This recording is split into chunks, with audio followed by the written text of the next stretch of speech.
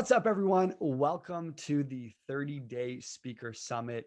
The summit where we're going to be interviewing amazing communicators who have their story, their perspective, and I'm going to be interviewing them so they could give you the tools necessary to be that confident speaker, to unlock that authentic self within you, and to give you the knowledge and to give you the knowledge and skills to, become exactly who you want to be, not just, you know, by yourself or with close friends, but with the entire world, with strangers, with new people. So our next guest is Chase Gillis. How are you doing today, Chase? I'm doing amazing right now, Daniel, thank you for having me on here. Awesome. So Chase, everyone, grew up with a severe stutter up until 19 years of age. He suffered throughout his entire childhood because he felt he couldn't be his authentic self. He was always, he always was quiet. He was that shy kid with no personality to show for, and he hid behind his stutter because of it. Until Chase discovered and learned how to express himself with full authenticity. This allowed him to overcome stuttering and be the version of himself he dreamt about. He now helps people overcome stuttering around the world by following the same path he went through to express their true authenticity. So, with that being said, Chase, one of the first questions I have for you is, what do you mean by when you say authenticity, and how do you, discover this within people so they can tap into it? What do I mean by authenticity? I mean that the true you when you're by yourself. Like, as you know, Daniel, and as everyone knows who has had a stutter, has a stutter, when you're by yourself or you're talking to a pet or a dog, your speech 99% of the time is perfectly fluent. It's only when another human being is in your presence, or you think another human being is in your presence, is when you start to stifle, is when you start to hold back, is when you start to repress, is when you start to put yourself in your head and try to act cool and trying to prove something and try to please the person in some way, shape, or form. And what I found out is it's actually all of those things, the trying to prove something, trying to please, trying to pretend, trying to do something that I'm not already, is what was perpetuating this severity of the stutter. Yeah. And when I realized that I am perfectly fine when I'm perfectly fine when I'm by myself, and I'm my most authentic. I am weird. I am unique. I can bring my tonality up here. I can bring it all the way down here. I don't feel judgment and I don't stutter. But I don't do that. I'm stifled when I see someone and I go to one specific tonality to play it safe. And that's when I realized that not only did I need to be my authentic self to actually overcome my stutter, and that's what I mean by your authentic self, but also that the only way to fully be myself, the only way to fully be free and enjoy the world was when I was out of my head and being my true self as I am when I'm by myself. So that's what I mean by your authentic self, is the you, the unique, the weird, the strange you when you are by yourself. That version of yourself, you can bring it out and you can express that to people. It will have impacts beyond your imagination. Wow, I love that, Chase. That is amazing. And I'm curious. Let's go back a couple of years. Let's see. How Chase kind of figured this out. So, show me or explain to me who Chase was before he figured this out, and then show us how you actually learned this. All right, all right. So Chase was, I I say this because I heard it somewhere and I forget where I heard it. I wish I can give this person credit, but I just felt like the absolute background character, just the absolute background character in every situation I was in. Doesn't matter what situation. I could be playing games with my friends online, background character, on my hockey team, background character, in social situations, in family meetings, in whatever it was, always the background. And I just felt so inferior in every way, in every way, in trying to start conversations and trying to meet friends and trying to just hold conversations and eye contact in like every way possible you can think of. I felt inferior in that way. So I was this very, very, very quiet, repressed kid who assumed everyone was sort of against him. Everyone was kind of like, that guy's a loser. That guy is weird. And I had that vision that everyone thought of me like that. So, and my stutter was severe at the end of high schoolish when I really started to hone into this. And what kind of made me start to transform is actually when I watched every single YouTube video on the internet on how to overcome your stutter, when I realized that none of that helped me. no, no amount of video on how to overcome my stutter ever helped me. And I would just be laying in bed crying for hours a night, like watching it on my phone, about to drop the phone on my face, just like so sad. And I just decided, I think at age 17 or something, I decided to switch avenues into trying to overcome my stutter because that shot, I watched every video on the internet, nothing was working. I switched avenues in what people call game and how to pick up women, how to be the most attractive version of yourself. And following down that path, when I just kind of put I'm going to work on my stutter on the back burner, and I started working on what made me an attractive human being, having high self-esteem, being more carefree, having more confidence, your self-image, um having higher self-image, thinking better thoughts, and learning how to hold frame. Learning how to hold frame was massive for me.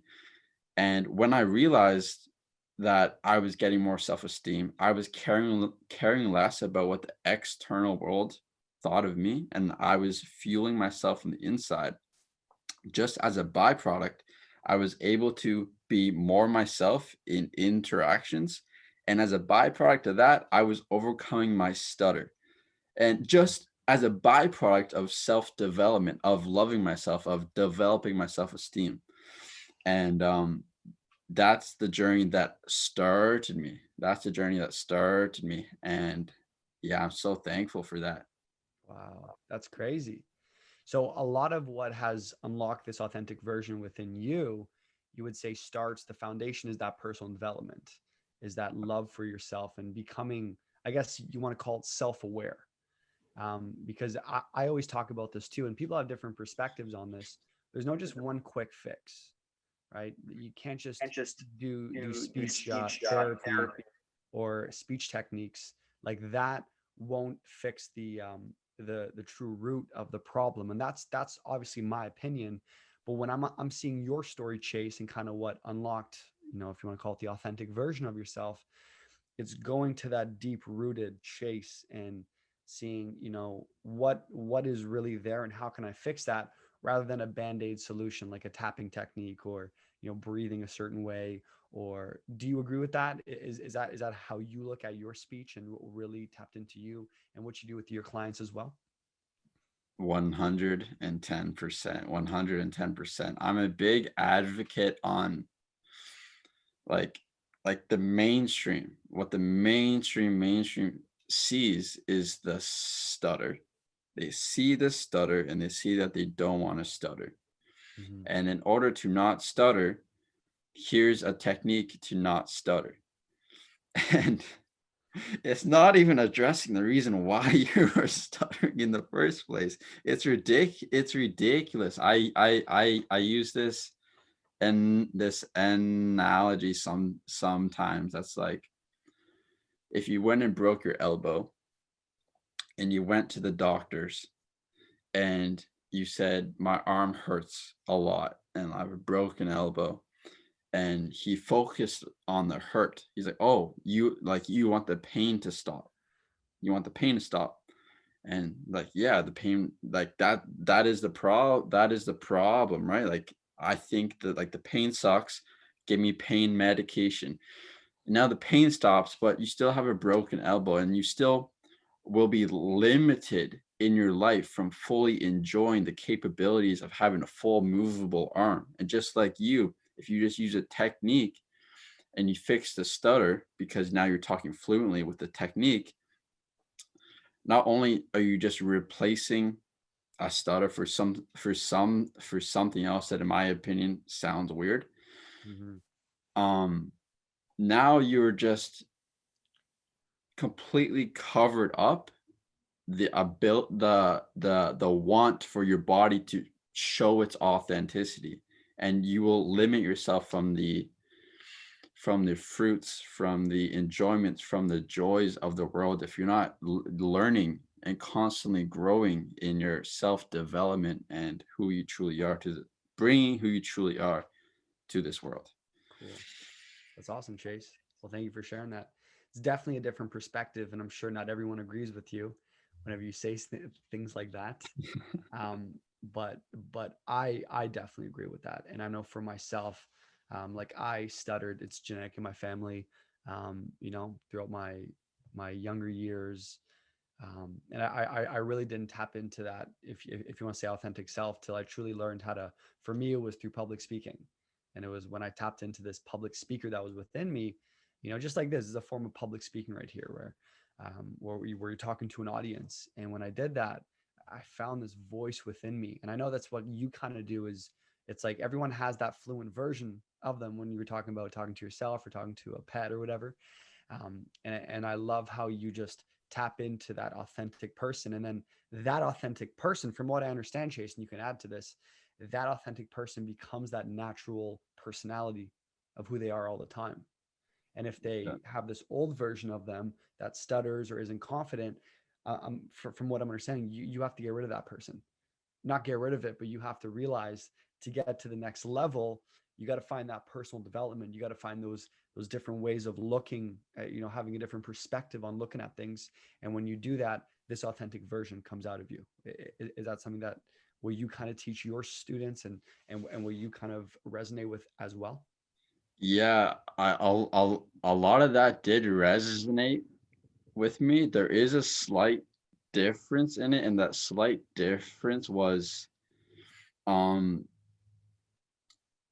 still love, like for what you said, you change your wording after, but you said kind of like get rid of the stutter, right? Yeah. Um in my eyes, the stutter is an absolute blessing.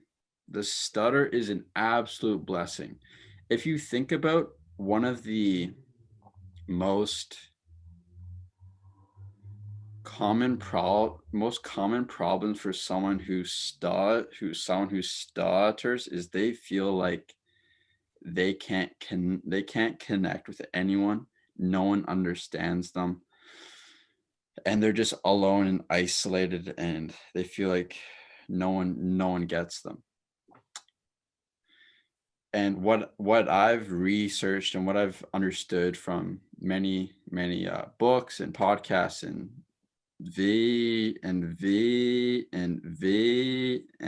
videos is that the most potent thing to connect two different people is vulnerability. Mm. And the most in someone's eyes, in someone who stutters eyes, the most vulnerable thing that they can do is stutter, because that is showing their true self. That is showing where their levels of self-esteem are. That is showing where where their levels are of carefreeness are. That is showing where their mind is, if it's thinking about the thoughts they're thinking about, or if it's actually present in this moment. And that is the ultimate vulnerability. And if you can show that to the world, if you can show your stutter to the world without fear, without stuttering and feeling like you have to repress now, but stuttering and feeling it as a way of expression, like I'm expressing myself and let me do more of this, Mm. then you start to redo the cycle that you're into right now. The reason why one stutter can lead to more stuttering, which can lead to hiding, is because you feel like the stutter should not happen. You feel like it's bad if you stutter, and if you feel like it's bad, you're going to try to hide it. And if you try to hide it, it's going to cause all these negative emotions to be stored inside of you. Mm. And if you switch your view on it, and you view it as a vulnerability, something that can actually, if you share it with people, it will be the ultimate form of connection. And if you can do that over and over again, the fear of stuttering starts to diminish. So when the fear of stuttering starts to diminish, the stutter will also start to diminish, because that's why it's so potent, is when there's so much fear and energy to resist it. Once you accept it, once you say, I stutter and I fucking love it when I stutter, then what's the worst that can happen? Then you can show your true self fully vulnerable and fully authentically. I love that. Wow, that's awesome, Chase. That just inspired me, man. That's amazing. It just being completely vulnerable and just, saying, I think a lot of people who stutter, and even myself growing up, it's like I didn't want people to know.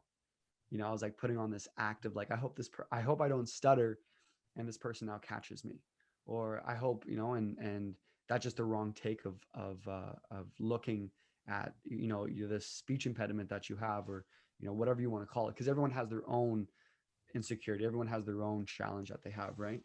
So just on this topic right here, what are some things that you do with your clients, for them to tap into their authentic self, and if they're introverted and scared to really get out of their comfort zone?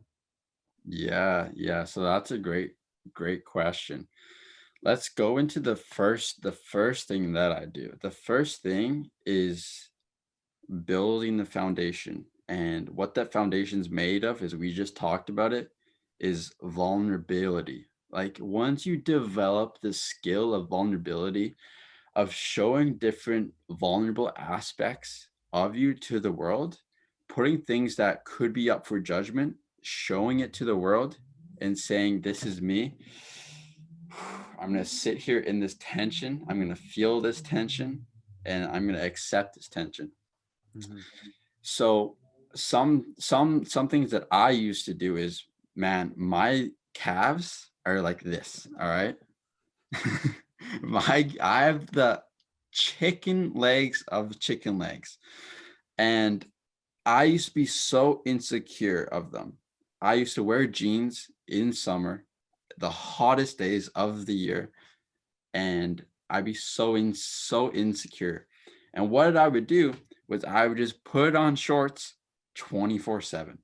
24/7 during the winter times, shorts on. Like I'd be freezing, shorts on. Some summer, spring, autumn, shorts on. And what that did was it proved to my brain that showing my vulnerability, what I thought was bad, man, it did not kill me. It did not kill me. And man, I'm actually a lot more comfortable wearing shorts in summer than dying of heat exhaustion in pants. And it started with that. And I started to form my friendship with vulnerability that way. Mm-hmm. And something I get my clients to do first challenge to push themselves, is to write three letters to three different people that they love, expressing the love to them. Just that, because I remember when I went through that process, I was very uncomfortable expressing things that I thought were should be kept to me, and how I thought of them is very uncomfortable to express that to them. And I feel like people who stutter, as a general rule of speaking, have a very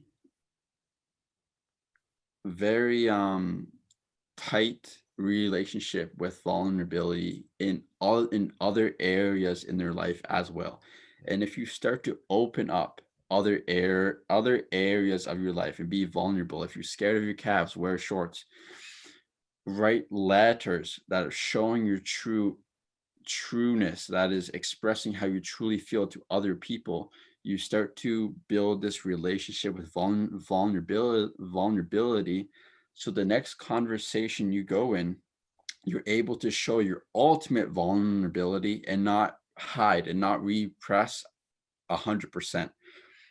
Mm-hmm. Maybe now you just repress 96%. We work on that vulnerability more and more and more. It's a whole process. And then you build that. Maybe next time you only hide 94%. So that means 6% of you still remains to be shown.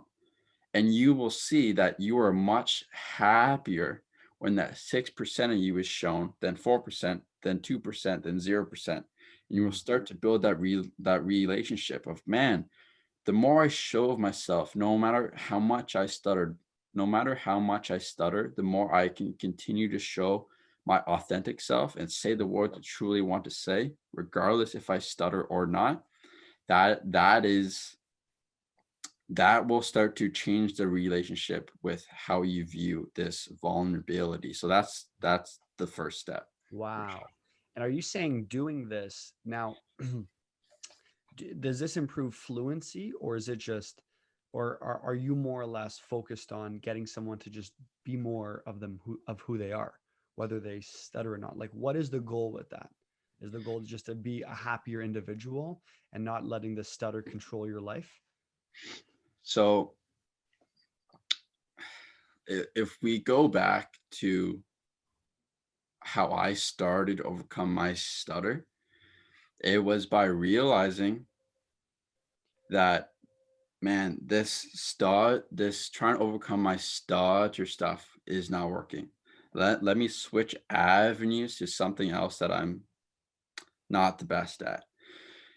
And when my forefront attention wasn't on fluency, it wasn't judging my success on fluency, but it was judging my success on, did I say hi to 5 people today? Did I say hi to 10 people today? Did I look 10 people in the eyes today? And the attention was not on fluency.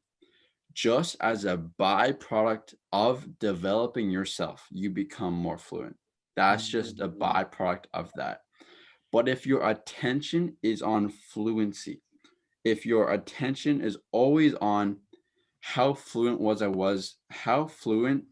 I in this conversation, then your attention in the conversation will be judging yourself how fluent you are. And we both know, if we're trying to be fluent, if we're trying to talk fluently, if we're judging ourselves on being fluent, we're going to stutter so much more. Mm-hmm. And it's just a bad cycle. So it's setting your intentions to something that is actually beneficial to your self-development, beneficial to your fulfillment as a human being. Mm. And you'll see, as a byproduct of that, just as a simple byproduct, your fluency goes right up. Wow. So what you're doing is you're changing the outcome. You're changing the focus. Changing Um, yeah, 100%. so you're changing the focus from trying to be fluent to setting these goals of like, I'm going to look at 10 people in their eye today, or I'm going to, I'm going to introduce myself. And even if I stutter on my name, at least I did it to 5 people. Yesterday was only 2 people, and changing that focus. And then what you're saying is the byproduct of that is a more happier, confident, potential fluent version. 100%. And Wow. something like you just said. It was like, I'm gonna introduce myself to 10 people today, and if I stutter or whatever, it's more like if I stutter, that's good. Mm-hmm. Be, because I have a saying that it's it's actually unarguable. Like, you have to stutter to overcome your stutter. You have to stutter to overcome your stutter. And the reason why is because you have to push yourself outside of your comfort zone. Always, to grow in any area in life, you have to push yourself outside your comfort zone. So Mm-hmm. the fact that you are stuttering means you're outside of your comfort zone right now, because the fact that you are stuttering right now means a part of you is a little bit, there's like a little bit of uncomfortability with it, and you're doing it. So the more you stutter with this mindset that it's good to stutter, not it's bad, let me resist it, but it's good, let's bring this on.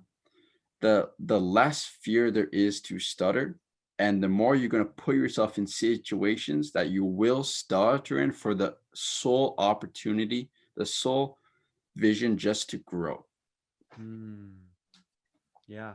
Yeah. I definitely want to add to that because, when I was in sales or, just really anything I do, there's always that momentum aspect. And it's funny because when I used to train people, when they used to go door to door, it's like you'll knock your first 10 doors or talk to your first 10 people and they'll all reject you because you're kind of like, you're not 100% there and or not 100% there, but you're like almost rusty, right? So what happens is you'll start talking to more people and you'll kind of be more on point. Your words will flow better. You'll be in a better state of mind. And it's funny because when you start going from I've talked to 10 people, they all said no, to like I got to go talk to 50 people, it's a different way of thinking and that becomes a different focus. And because of that, you actually create success. And it's really what I'm understanding, Chase, to truly tap into your authentic self. It's to be completely vulnerable. Like I would knock on doors, and the first couple of doors, I'm just stuttering, and I can't even say my name, and I would just slam the door on I'd be like, honestly, I gotta go. Like I would say that, Yeah. and they'd be like, okay, see you later, right? Because that was for me. Like I had to go through that. So, and I was stuttering and I was embarrassing myself, but I had to like turn off my brain and just go to the next door until I could truly find like that successful Daniel, at that job. And because of that, I was able to just speak more fluently and more confident. And I was happier because I was productive and I was working rather than just in my head the whole day. Like the Yeah. worst days when you're in your head and you're not taking action, when you're not going up to people, when you're not actually what I call failing forward. You take the risk and although you're failing, you're moving into the future rather than a lot of people who are just sitting on their butt being like, I wish I didn't have this. I wish this wasn't here. This sucks. I suck. I can't speak. And what you're doing and what you kind of do with your clients is you get them out of their comfort zone where they go and meet new people. They go and write those letters. The gears are turning. You're like, do I really want to send this letter? Oh no. But they go through this whole process. And because of that, I'm guessing weeks and months later, there's like a new version of them that kind of comes out of them, right? 100%, man. Just a step by step by step. Not like I talk about this word kaizen, being 1% better every single day. That's it. You don't have to eat the whole elephant today. You don't have to be fluent to today. You don't even have to be more fluent today than you were yesterday. That's a bad goal. The goal is just to take one uncomfortable action today. That's it. That's it. And by doing one uncomfortable action today, you will be 1% better. You will be 1% more inspired. You will be 1% more like yourself. Like, I can do this. And the Mm. next day you build that momentum of the upward spiral and you just keep on going. That's beautiful, Chase. Well, thank you so much for sharing that. That was awesome. Now we're definitely wrapping up on the interview for today. Love your mindset. Love the way you approach it, and it's definitely not traditional compared to most, you know, um, traditional methods. Let's just call it. And I love that. So, is there any last words that you kind of want to add to our viewers, to anyone watching that's struggling with this, as not just with their stutter, but just communicating to anyone effectively. Any last words that you want to add? Yeah, just quickly is like clearly I still stutter, right? Clearly I still stutter, but guess what?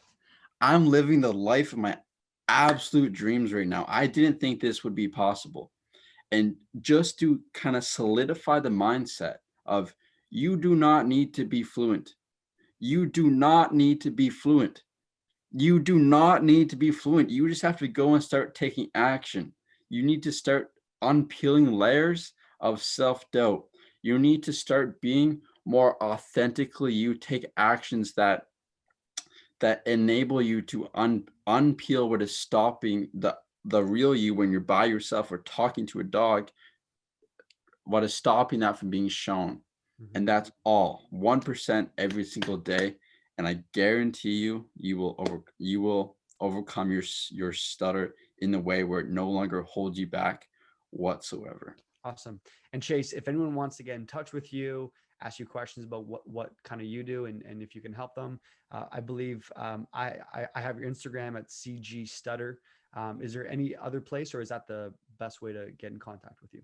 Yeah, that is the best way. CG Stutter, CG and then Stutter. Yeah, that's the best way. I do have Facebook. It's just Chase Gillis if you don't have Instagram, but CG Stutter is perfect. Awesome. Well, thank you so much, Chase. That was an awesome interview. I hope you guys learned a lot. I learned a lot. My name is Daniel Francis again. We will go to our next interview in the 30-day speaker summit. And Chase, have a great day. See you later. You too. Peace. Bye.